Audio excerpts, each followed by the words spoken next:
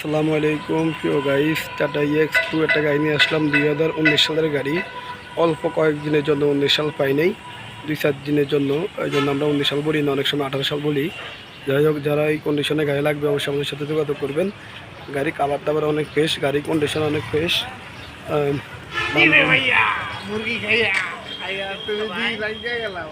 চাকার কন্ডিশন খুব ভালো আছে, ডিজিটাল নাম্বার প্লেট আছে সামনে পিছে। বিস্তারিত সব কিছু আমি দেখা দিচ্ছি প্রিয় গাইস। ওকে, এরকম কন্ডিশনের গাড়ি কারো লাগলে অবশ্যই আমাদের সাথে যোগাযোগ করবেন প্রিয় গাইস।